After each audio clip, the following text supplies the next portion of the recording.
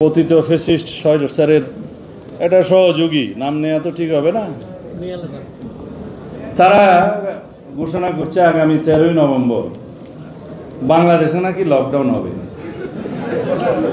তো কেন বলছে? বাংলাদেশে শেখ হাসিনার বিরুদ্ধে একটি রায় ঘোষণা হতে যাচ্ছে আন্তর্জাতিক অপরাধ ট্রাইব্যুনালের একটা মামলায়, যে 13ই নভেম্বর বাংলাদেশের মানুষ তাদের আহ্বানে সাড়া দিয়ে লকডাউন করবে। তাহলে আপনাদেরকে 5ই আগস্ট বিদায় করে দিল কেন? যদি দুঃসাহস থাকে আসেন, বাংলাদেশের মানুষ আপনাদেরকে কিভাবে আপ্যায়ন করে দেখুন। পতিত ফ্যাসিস্ট স্বৈরাচারের এটা সহযোগী নাম নেওয়া তো ঠিক হবে না। তারা ঘোষণা করছে আগামী 13ই নভেম্বর বাংলাদেশে নাকি লকডাউন হবে। তো কেন বলছে? বাংলাদেশে শেখ হাসিনার বিরুদ্ধে একটি রায় ঘোষণা হতে যাচ্ছে আন্তর্জাতিক অপরাধ ট্রাইব্যুনালের একটা মামলায়। তারা ধরে নিয়েছে, তাদের নেত্রীর কি হবে তারা জানে, আমরা জানি না, কারণ আমরা বিচার ব্যবস্থায় বিশ্বাস করি। আদালত কি ঘোষণা করবেন, কি রায় দিবেন আমরা তো জানি না।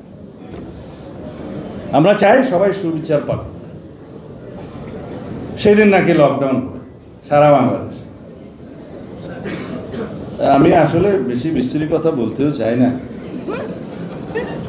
এখন বাংলাদেশের যারা রাজনীতিতে বিশ্বাস করে নাই কোনোদিন, বাংলাদেশের গণতান্ত্রিক ব্যবস্থায় যারা বিশ্বাস করে নাই কোনোদিন, ফ্যাসিবাদী স্বৈরাচারী কায়দায় এই দেশে দীর্ঘ অপশাসন চালিয়েছে, তারা যাদের মাধ্যমে এই দেশকে করদ রাজ্য প্রতিষ্ঠা করতে চেয়েছিল, তা আল্লাহ রাব্বুল আলামিন তারা তাদেরকে সেই দেশে আশ্রয় দিয়েছে। অর্থাৎ দিল্লিতে তারা আশ্রয় লাভ করেছে। এখন ওখান থেকে বসে যদি মানুষ বলে না যে পাগলের সুখ মনে মনে, আওয়ামী লীগ যদি মনে করে যে 13ই নভেম্বর বাংলাদেশের মানুষ তাদের আহ্বানে সাড়া দিয়ে লকডাউন করবে, তাহলে আপনাদেরকে 5ই আগস্ট বিদায় করে দিল কেন? এই 1 বছরের ভিতরে কিভাবে আপনাদের মনে হলো যে ফ্যাসিস্ট পতিত শেখ হাসিনা এবং আওয়ামী ফ্যাসিবাদী শক্তির পক্ষে বাংলাদেশে লকডাউন আপনারা আহ্বান করবেন আর জনগণ সাড়া দিবে? আপনারা যদি দুঃসাহস থাকে আসেন, বাংলাদেশের মানুষ আপনাদেরকে কিভাবে আপ্যায়ন করে দেখুন। আমরা তো চাই আপনারা এসে বিচারের মুখোমুখি হন, আসামির কাঠগড়ায় দাঁড়ান।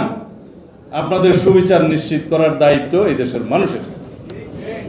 সেটা না করে মনে মনে সুখ পাওয়ার জন্য, পাগলের কি সুখ মনে মনে পাওয়ার জন্য যদি বাংলাদেশের মানুষকে আহ্বান করেন যে এখানে লকডাউন হবে, তাহলে আমি মনে করি তারা শুধু পতিত ফ্যাসিস্ট নয়, তারা বোধহয় মন মস্তিষ্কে এখন